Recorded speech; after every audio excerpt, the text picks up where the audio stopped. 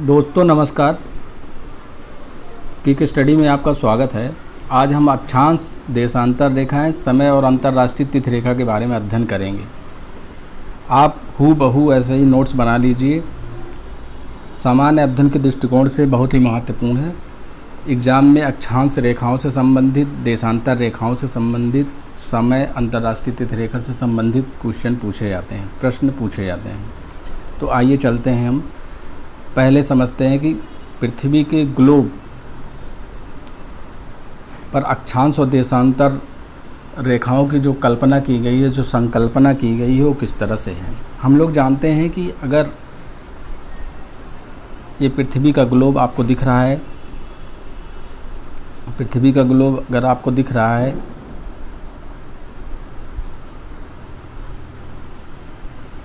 तो इसमें जो दिशाओं का निर्धारण होता है, आप ध्यान रखिए कि प्लस का साइन बनाइए। जो ऊपर वाली दिशा होती है वो नॉर्थ कहलाती है, जो नीचे वाली दिशा होती है वो साउथ कहलाती है, जो राइट हैंड पर होती है वो ईस्ट कहलाती है, और पश्चिम दिशा होती है वेस्ट हमारी। तो उत्तरी गोलार्ध, उत्तर, दक्षिण, पूरब और पश्चिम, यही संकल्पना हमारी ग्लोब पर भी, पृथ्वी पर भी लागू होती है। आपके सामने फिगर बना हुआ है ग्लोब का। तो इसमें हम क्या देखेंगे,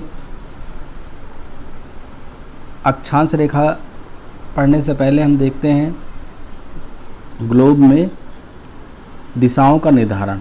देखिए, दिशाओं का निर्धारण करने के लिए ये देखिए, बीचों बीच जो रेखा पृथ्वी को दो बराबर भागों में बांटती है, उसको हम 0 डिग्री अक्षांश रेखा, भूमध्य रेखा या विषुवत रेखा कहते हैं। अंग्रेजी में इसको हम लोग इक्वेटर बोलते हैं। क्या बोलते हैं? इक्वेटर। तो दिशाओं के बारे में मैंने बता ही दिया। वही, ये उत्तरी, ये दक्षिण, ये पूरब और ये पश्चिम। समझ में आ रहा है आपको? तो आइए देखते हैं आगे। दोस्तों, अक्षांश और देशांतर रेखाओं की आवश्यकता क्यों पड़ी, ये भी जानना आपको आवश्यकता है। आप अक्षांश रेखाओं की बात कर रहे हैं तो अक्षांश रेखाएं ग्लोब पर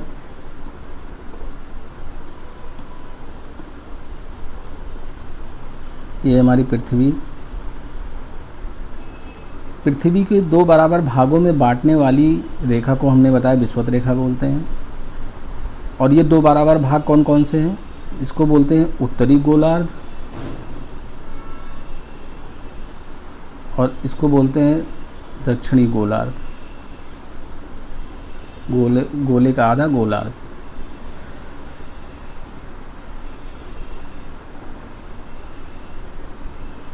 ये सबसे बड़ी अक्षांश रेखा होती है पृथ्वी पर, ग्लोब पर ये सबसे बड़ी अक्षांश रेखा होती है। तो आइए देखते हैं अक्षांश रेखाएं कैसे खींची जाती हैं। विषुवत रेखा हो गई, इसके केंद्र पर, पृथ्वी के किसी भी बिंदु पर, पृथ्वी के केंद्र पर जो कोणीय दूरी होती है उसके समानांतर जो रेखा खींची जाती है उसको हम लोग बोलते हैं अक्षांश रेखा।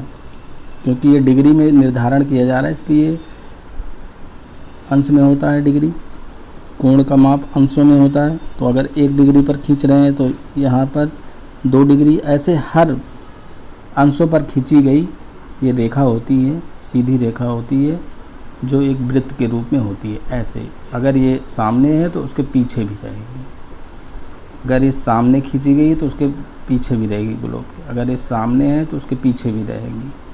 समझ पा रहे हैं आप? और आधे गोलार्ध में यानी उत्तरी गोलार्ध में 90 डिग्री खींची जाती हैं और दक्षिणी गोलार्ध में 90 डिग्री खींची जाती हैं। तो प्रश्न क्या पूछा जाता है प्रश्न यही पूछा जाता है कि टोटल अक्षांश रेखाएं कितनी हैं ग्लोब पर, पृथ्वी पर कुल अक्षांश रेखाएं कितनी हैं। तो कुल अक्षांश रेखाओं की संख्या हो जाएगी, कैसे निकालेंगे आप, 90 + 90 उत्तरी अक्षांश पर और +1 विषुवत रेखा को भी लेंगे तो हम 181 अक्षांश रेखाएं होती हैं टोटल। पृथ्वी पर कितनी अक्षांश रेखाएं होती हैं, 181। अगर एग्ज़ाम में 181 ऑप्शन नहीं है तो आप 180 को टिक कर सकते हैं, नहीं तो बहुत सारे लोग 180 को ही टिक करके चले जाते हैं, जो कि ये गलत है। आइए जानते हैं इनकी आवश्यकता क्यों पड़ी, अक्षांश रेखा खींचने की आवश्यकता क्यों पड़ी। ध्यान रखिएगा, अक्षांश रेखाओं से अक्षांश रेखा की आवश्यकता इसलिए पड़ी, पृथ्वी पर तापमान एवं मौसम का निर्धारण करती हैं। मौसम का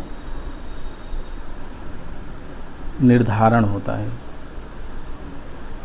या भविष्यवाणी जिसको बोलते हैं, अक्षांश रेखाओं से ही होता है। वो कैसे होता है, हम जानते हैं कि पृथ्वी सूर्य का एक चक्कर लगाती है और पृथ्वी अपने अक्ष पर भी घूमती रहती है।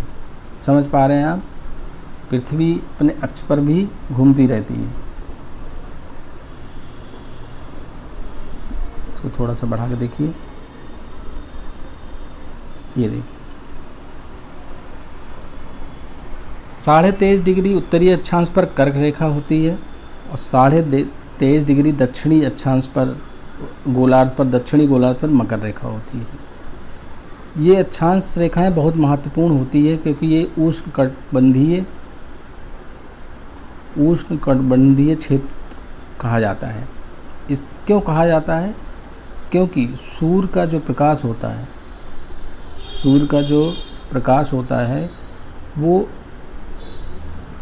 पृथ्वी पर जब पड़ता है तो विषुवत रेखा से कर्क रेखा पर, कर्क रेखा से विषुवत रेखा पर, विषुवत रेखा से मकर रेखा पर, मकर रेखा से विषुवत रेखा पर विचलन करता रहता है सूर्य का प्रकाश, जिससे कर्क रेखा और मकर रेखा के मध्य जो भी स्पेस है वहाँ पर जीवन संभव है। समुद्र का पानी, बरसात यानी वनस्पतियाँ यहीं पर उगती हैं। ज़्यादातर आप देखेंगे जो भी देश इन कर्क रेखा और मकर रेखा के मध्य में स्थित हैं वहाँ पर ना तो ज़्यादा ठंडी रहती है न ज़्यादा बरसात होती है, दिनों बराबर होते हैं और यहाँ पर बारिश और गर्मी, ठंडी सभी सारे मौसम पाए जाते हैं। समझ पा रहे हैं आप, आगे चलते हैं। आगे में क्या बताना है हमें, सूर्य जब उत्तरायण होता है, उत्तरायण का क्या मतलब हुआ, उत्तरायण का मतलब क्या हुआ, सूर्य का उत्तरायण होने का मतलब क्या होता है मैं बताता हूँ। पृथ्वी पर जब अपने अक्ष के घूमती रहती है तो ये पश्चिम से पूरब की ओर घूमती है, पश्चिम से पूरब की ओर घूमती है, अपने अक्ष पर 23.5 डिग्री झुकी हुई है और 24 घंटे में ये अपने अक्ष पर एक चक्कर पूरा करती है, जबकि सूर्य के चारों ओर ये एक साल में 365 दिन में पूरा करती है। समझ पा रहे हैं आप, तो 24 घंटे में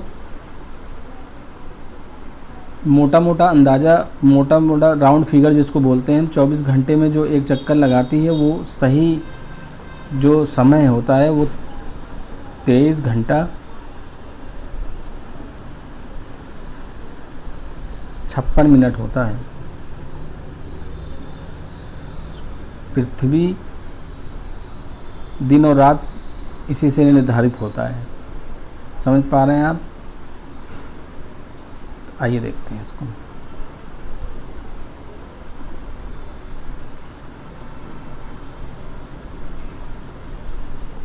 आगे चलते हैं हम लोग।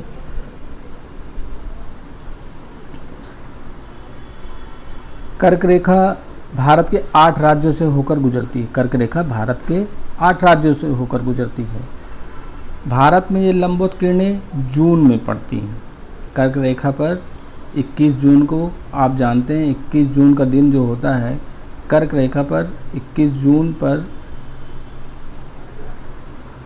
कर्क सूर्य की किरणें सीधी पड़ती हैं। इस दिन आदमी की परछाई तक गायब होती है, इसलिए गर्मी का दिन होता है। इसी समय ऑस्ट्रेलिया में मकर रेखा पर 21 जून को आप चले जाएंगे तो यहाँ पे सर्दी पड़ती रहती है और यहाँ पर गर्मी पड़ती रहती है जब सूर्य उत्तरायण होता है। सूर्य का उत्तरी गोलार्ध में जाना सूर्य उत्तरायण कहलाता है। सूर्य का दक्षिण गोलार्ध में चले जाना दक्षिणायन कहलाता है। समझते रहिए ये बात। तो समझ पा रहे हैं। मुख्य महत्वपूर्ण अक्षांश रेखाएं में कुछ और अक्षांश रेखाएं हैं जो मैं इस PDF फाइल में है नहीं, मैं बता देता हूँ। 49 डिग्री अक्षांश रेखा बहुत ही महत्वपूर्ण है। जब आप विश्व के मानचित्र पर जाएंगे, ग्लोब पर जाएंगे, तो देखेंगे जो उत्तरी अमेरिका वाला क्षेत्र है, उत्तरी अमेरिका महाद्वीप है, उसमें महत्वपूर्ण 3 देश स्थित हैं। एक है कनाडा, एक है USA और एक है मैक्सिको। तो कनाडा और US के बीच में जो सीमा निर्धारण है, जैसे चाइना और भारत के बीच में सीमा निर्धारण, पाकिस्तान और भारत के बीच में, भूटान भारत में, नेपाल भारत में एक सीमा निर्धारित की गई कि ये भारत का है और ये दूसरे देश का है। तो वैसे ही USA, अमेरिका और कनाडा के मध्य एक 49 डिग्री अक्षांश को ही अपनी राजनीतिक सीमा माना गया है। ये कई बार एग्ज़ामों में पूछा जाता है। पूर्ण रूप से पूरी अक्षांश रेखाओं को पूरे क्षेत्र पर नहीं है। आगे जाएंगे तो यहाँ पर लेक हैं, उसके बाद इनका सेंट लॉरेंस नदी से निर्धारित होती है। फिलहाल 49 डिग्री इतना महत्वपूर्ण है। एक अक्षांश रेखा है 66.5 डिग्री। 66.5 डिग्री अक्षांश रेखा की बात करेंगे तो इसको बोलते हैं आर्कटिक वृत्त। आर्कटिक वृत्त वास्तव में अक्षांश रेखाएं वृत्त होती हैं, मैंने आपको बता दिया है। तो 66.5 जाएंगे तो आप देखेंगे ग्लोब पर सबसे ऊपरी साइड में रहेगा, ऐसे 66.5 डिग्री। यहाँ पर आप देखेंगे कि एक देश है आइसलैंड और 3 देश है नॉर्वे, स्वीडन और फिनलैंड। इनको काटती हुई ये रेखा जाती है, अक्षांश रेखा जाती है, लेकिन आइसलैंड यहाँ पर स्थित है, इसकी राजधानी रिकजाविक यहाँ पर है। तो पूछा जाता है कि सबसे आर्कटिक वृत्त या 66.5 डिग्री उत्तरी अक्षांश पर सबसे नज़दीक राजधानी कौन सी है? तो आप क्या बताएंगे? रिकजाविक। रिकजाविक कहाँ की राजधानी है? आइसलैंड की राजधानी है। जबकि वो 66.5 डिग्री आर्कटिक वृत्त आइसलैंड के देश से होते हुए नहीं जाती, वो उसके आगे से ही निकल जाती है। वो 3 देशों से होते हुए जाती है, नॉर्वे, फिनलैंड, स्वीडन और फिनलैंड। इनकी राजधानियाँ दूर पड़ती हैं। मैप में आप देखेंगे तो समझ में आएगा। समझ पा रहे हैं आप? चलिए आगे चलते हैं देशांतर रेखा पर। देशांतर रेखा, अगर अक्षांश रेखा आपको समझ में आ गया है तो देशांतर रेखा बहुत ही आसान है और बहुत ही महत्वपूर्ण है। तो आइए देखते हैं देशांतर रेखा। उत्तरी ध्रुव से दक्षिणी ध्रुव को मिलाने वाली जो रेखा होती है उसको बोलते हैं हम देशांतर रेखा। जैसा कि आप मैप में समझ पा रहे होंगे, मेरे इस फिगर में आपको समझ में आ रहा होगा, आप नोट कर लीजिएगा।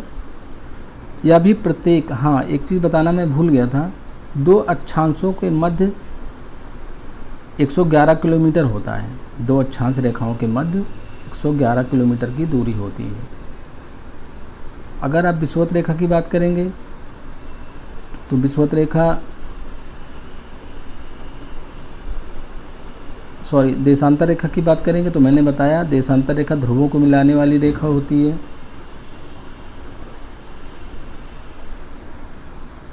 ये भी प्रत्येक डिग्री पर खींची गई रेखा होती है। हमने देखा था अक्षांश रेखा 90 और उत्तरी गोलार्ध तो 90 दक्षिणी गोलार्ध में थी, तो यानी 181 थी टोटल। इसमें क्या होता है, इसको भी 0 डिग्री माना गया है, GMT जो ब्रिटेन को माना गया है, यहाँ ब्रिटेन है।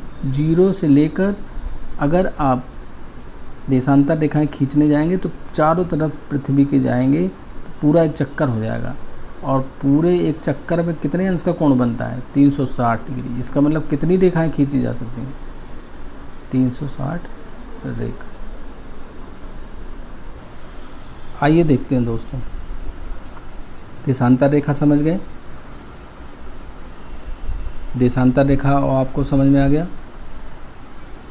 तो देशांतर रेखाओं में आगे के पॉइंट में आप जाएंगे तो देखेंगे कि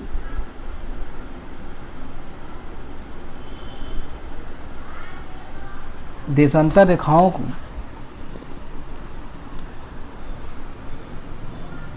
देशांतर रेखा ये माना गया ग्रीनविच शहर को।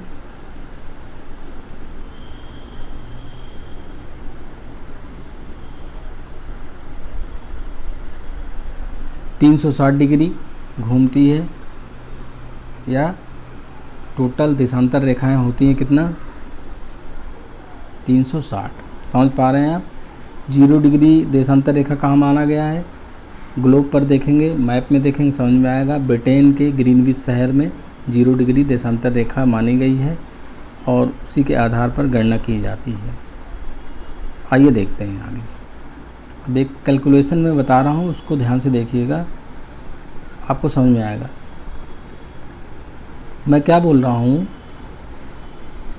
कि इस 0 डिग्री देशांतर रेखा को प्रधान यामोत्तर रेखा या GMT रेखा या ग्रीनविच रेखा कहते हैं। 0 डिग्री देशांतर रेखा भी कहते हैं। समझ पा रहे हैं आप। आइए बताते हैं। पृथ्वी 24 घंटे में एक चक्कर लगाती है। इसका मतलब हुआ कि 360 डिग्री पृथ्वी घूमती है कितने समय में, 24 घंटे में। 24 घंटे में टोटल मिनट होते हैं 1440 मिनट। तो 1 डिग्री में कितना घूमेगी पृथ्वी, 1 डिग्री में कितना घूमेगी अपने अक्ष पर। 1 डिग्री में 1440 को 360 से भाग देंगे हम, 0 0 12 3 36 12 1 12 2 24 3 चौक 12।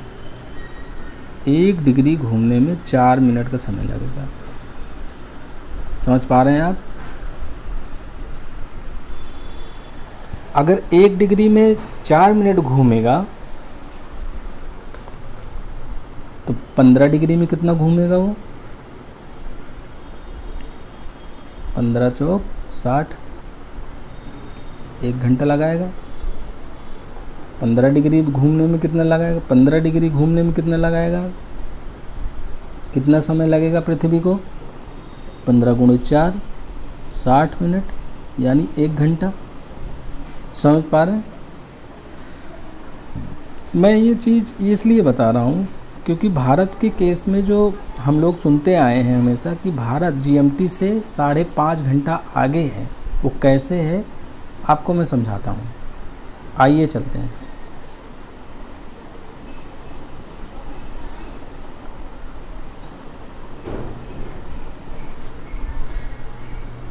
दोस्तों ये ऊपर करेंगे तो समझ आए। भारत के नक्शे पर देखेंगे अगर तो ये भारत का नक्शा बना हुआ है। भारत GMT से 5.5 मिनट आगे है। 5.5 मिनट का मतलब 5 घंटे 30 मिनट आगे है। 5 घंटा 30 मिनट आगे का क्या मतलब हुआ कि अगर 0 डिग्री पर रात के 12 बज रहे हैं तो भारत 5.5 घंटा आगे है। इसका मतलब भारत में सुबह 5:30 बजे होंगे। हम जानते हैं कि भारत एक देशांतरीय विस्तार वाला देश है, यानी सबसे ज़्यादा विस्तार इसका देशांतरीय है, अक्षांशीय विस्तार इसका कम है। लंबाई में ऊपर से नीचे ज़्यादा दूर तक फैला हुआ है, समझ पा रहे हैं आप। तो पश्चिम में 68.5 से लेकर पूर्व में 97.25 तक भारत फैला हुआ है। और मैंने क्या बताया कि 1 डिग्री घूमने में पृथ्वी कितना टाइम लगता है, 4 मिनट। तो भारत को देखना है कि कितने मिनट का भारत में कैलकुलेशन आता है। तो जब हम 97.25 में से 68.7 घटा देंगे तो 29 डिग्री देशांतर का गैप आता है। 29 डिग्री देशांतर का गैप का क्या मतलब हुआ कि अगर मोटा मोटा आप 30 मान लीजिए इसको, आप इसको 30 मान सकते हैं। 29 का मतलब अप्रॉक्सीमेटली में आप 30 मान सकते हैं। तो इसकी कैलकुलेशन कैसे करेंगे, मैं आपसे क्या कह रहा था,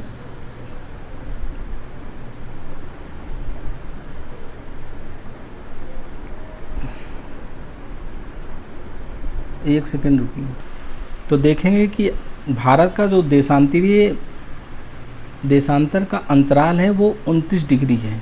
कितना डिग्री है, 29 डिग्री है। यानी हर डिग्री यहाँ से वहाँ तक जाएंगे तो भारत 68.7 से यहाँ तक 29 डिग्री का अंतराल है। 29 डिग्री का अंतराल का मतलब देखना है कि समय कितना लगेगा, समय का निर्धारण होता है। तो हम देखेंगे कि 1 डिग्री में कितना था, 4 मिनट। तो 29 डिग्री में कितना हो जाएगा, 4 से गुणा कर देंगे, 3 चौक 12, लगभग 116 मिनट। 116 मिनट का मतलब 120 मिनट में कितने घंटे होते हैं, 2 घंटे लगभग होते हैं। तो लगभग 2 घंटे हम मान सकते हैं, अप्रॉक्स 2 घंटे। इसका मतलब क्या हुआ कि यहाँ से अगर गुजरात से आपको अहमदाबाद जाना हुआ तो समय के अंतराल में 2 घंटे का गैप मिलेगा आपको। जैसे अगर आप गुजरात में रह रहे हैं तो सुबह 7 बजे सूर्योदय हो रहा है और अब दूसरे दिन आप अरुणाचल प्रदेश चले जाएंगे तो देखेंगे यहाँ 5 बजे ही सूर्योदय हो रहा है। ऐसा क्यों है, क्योंकि देशांतरीय विस्तार पृथ्वी घूम रही है पूरब से पश्चिम के कारण। ठीक है, अब जान लेते हैं देशांतर रेखा का महत्वपूर्ण कार्य क्या होता है, क्यों इसकी ज़रूरत पड़ी। देशांतर रेखाओं को मैंने आपको बताया था, अक्षांश रेखा से तापमान मौसम का निर्धारण होता है, जबकि देशांतर रेखाओं से समय का निर्धारण होता है। टाइम का निर्धारण किससे होता है, समय का। देशांतर रेखा समय एवं तिथियां, तारीख का निर्धारण होता है। समझ पा रहे हैं। जब मिसाइलों का प्रयोग होता है, जीपीएस सिस्टम का प्रयोग होता है, कोई चीज़ आपकी खो जाती है, आप ढूंढने निकलते हैं, तो इन्हीं अक्षांश और देशांतरीय टेक्निक का प्रयोग किया जाता है। मैं उसे सीधे से बताने जा रहा हूँ। ये देशांतर और अक्षांश रेखाओं के मध्य ये जो बीच का जालनुमा भाग है इसको बोलते हैं ग्रिड। इस ग्रिड वाले भाग को ही ग्रेटिक्यूल भी कहा जाता है। ग्रेटिक्यूल कई एग्जामों में पूछा गया है। इसकी सहायता से पृथ्वी की सतह पर सटीक स्थान ढूंढने में मदद मिलती है। दोस्तों समझ पा रहे हैं आप। आइए देखते हैं कि आने वाले समय में क्या क्या पढ़ सकते हैं इसमें हम। देखिए ये मानक रेखा, देखिए समय की मानक रेखा कैसे पढ़ेंगे। भारत में जैसे ब्रिटेन में 0 डिग्री मानक माना गया है, वैसे भारत में 82.5 डिग्री देशांतर रेखा को मानक रेखा माना गया है, जो इलाहाबाद के नैनी में स्थित है। भारत के इलाहाबाद के नैनी में स्थित है। भारत का जो मानक समय रेखा है, मानक देशांतर रेखा 82.5 डिग्री पूर्वी देशांतर जो रेखा है वो भारत के 5 राज्यों से होकर गुजरती है। वो मैप में आप देखेंगे तो समझ में आएंगे। इसका एक मैप बना लीजिएगा देख के, उत्तर प्रदेश, मध्य प्रदेश, छत्तीसगढ़ और उड़ीसा। समझ पा रहे हैं आप आसान भाषा में। भारत का समय जीएमटी समय से कितना आगे है, इसके कैलकुलेशन, तो जीएमटी तो कैलकुलेट कर लेंगे, मैंने जिस तरह से बताया है उसके हिसाब से आप कहीं का भी मानक समय पूछा जाएगा आप कैलकुलेट कर लेंगे। तो जीएमटी की देशांतर रेखा 0 डिग्री है। भारत की मानक रेखा क्या है, 82.5 डिग्री। चूँकि 1 डिग्री में कितना समय लगता है घूमने में, पृथ्वी को 4 मिनट लगता है, तो 82.5 डिग्री में कितना समय लगेगा, 4 से गुणा कर देंगे, तो 82 चौक 328। तो 1 डिग्री में 4 मिनट, तो आधा डिग्री बचा हुआ है तो 2 मिनट लगेगा, 2 मिनट और जोड़ देंगे। 330 का मतलब क्या हुआ, 6 पंचे 30, 5 घंटा और 30 मिनट और, तो 5 घंटा 30 मिनट। ये इसकी कैलकुलेशन है, ये आपको पता होना चाहिए। समझ पा रहे हैं आप। आइए देखते हैं, सूर्य पूर्व से निकलकर पश्चिम में डूबता है। मानक समय को अगर समझना है तो ये भी समझ लीजिए कि जैसे ये भारत है, किसी पेज पर भारत कहाँ पर है, किस पेज पर भारत बनाया था मैंने, ये देखिए भारत है। भारत को आप यूँ समझ लीजिए ऐसे ऊपर करके, ये मान लीजिए भारत है, इसको मैंने रब भी नहीं किया है। मानक समय का निर्धारण आप समझ लीजिए,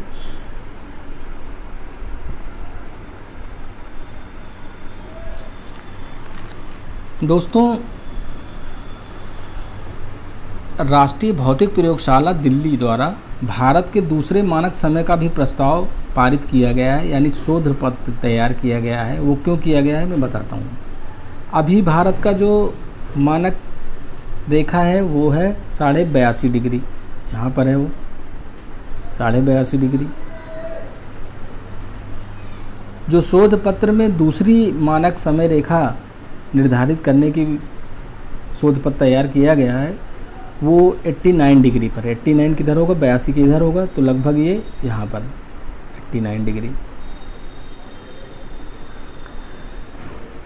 अब क्या होगा कि सुबह पूर्वोत्तर भारत में सूर्य पहले निकलेगा, क्योंकि पूरब से निकलता है। तो मान लीजिए सूर्योदय चालू हुआ सूर्य का, सूर्य जैसे ही निकला तो यहाँ पे 5 बजे हैं, लेकिन इसका प्रकाश सूर्योदय यहाँ पे कब दिखेगा, देशांतरों के बीच जो घुमाव में दूरी है वो कितने, 2 घंटे की दूरी है।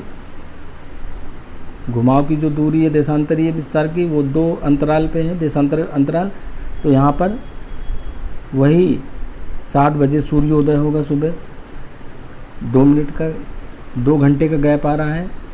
इस गैप को पूरा करने के लिए यहाँ पर एक मानक रेखा तैयार करने की ज़रूरत पड़ रही है वैज्ञानिकों को, और वे बोल रहे हैं कि जो दूसरा टाइम जोन का मानक समय का पालन होगा करेंगे राज्य, उसमें पूर्वोत्तर भारत के राज्यों में मेघालय, असम, नागालैंड, अरुणाचल प्रदेश, मणिपुर, मिजोरम, त्रिपुरा, अंडमान एवं निकोबार द्वीप समूह, ये सारे राज्य इनको फॉलो करेंगे। तो समझ पा रहे हैं आप क्यों कह रहा हूँ मैं ऐसा। ऐसा हो जाने पर केरल के केवल 2 रेलवे स्टेशनों का समय में फेरबदल करने की ज़रूरत पड़ेगी। सिक्किम राज्य जो यहाँ पर स्थित है वो इसी को फॉलो करेगा, ना कि इसको। भारत में एक ही मानक समय है, जबकि कई देशों में, रूस में 11 मानक समय है, फ्रांस में 12 मानक टाइम जोन है, यूएसए में 9, ब्रिटेन में 9 टाइम जोन, ऑस्ट्रेलिया में 8, आर्कटिक में आप जाएंगे तो 10। 1948 तक भारत में जो कोलकाता का आधिकारिक समय था वो अलग से निर्धारित किया जाता था। समझ पा रहे हैं आप। अब आपको मैं बताता हूँ अंतर्राष्ट्रीय तिथि रेखा। अंतर्राष्ट्रीय तिथि रेखा समझने के लिए, अंतर्राष्ट्रीय तिथि रेखा समझने के लिए को उस पेज पे चलना होगा। दोस्तों मैं उस पेज को भी क्लिक कर रहा हूँ, देखते कहाँ पर है वो। अंतर्राष्ट्रीय तिथि रेखा भी एक देशांतर रेखा होती है। ये देखिए ये पेज है। हमने आपको बताया था 360 देशांतर रेखाएं पाई जाती हैं। तो 360 में जीरो ब्रिटेन में पाया जाता है। देखिए ये आप कुछ मत करिए, मैप को ये फाड़ दिया है मैंने। तो यहाँ पर ब्रिटेन लंदन है, लंदन का शहर GMT ग्रीनविच 0 डिग्री देशांतर। इसके आगे जाने पर, पूरब की दिशा जाने पर, इसके पूरब साइड पे जाएंगे तो समय बढ़ता जाएगा। मैंने बताया था कि 0 डिग्री से भारत इधर ही स्थित है, तो भारत का समय 5.5 घंटा आगे है। तो 0 डिग्री देशांतर से आगे जाने पर यानी पूर्व दिशा में जाने पर समय बढ़ता है, और 0 डिग्री देशांतर के पश्चिम दिशा जाने पर समय घटता है। समय समझ में आ रहा है बात? इसका मतलब क्या हुआ? तो अंतर्राष्ट्रीय तिथिरेखा होती क्या है? ये जो 180 डिग्री, जीरो से लेके उधर पीछे साइड में चले जाएंगे, 180 डिग्री जो क्या होती है, वो देशांतर रेखा होती है, उसी को अंतर्राष्ट्रीय तिथिरेखा निर्धारित की गई है। 1884 ईस्वी में एक इसको लेकर समय और तिथि रेखा को निर्धारित करने के लिए एक बार सभा हुई थी, जिसमें निर्धारित किया गया था कि 0 डिग्री अक्षांश और 180 तो अंतर्राष्ट्रीय तिथि रेखा के लिए हम दूसरा वीडियो बना देंगे।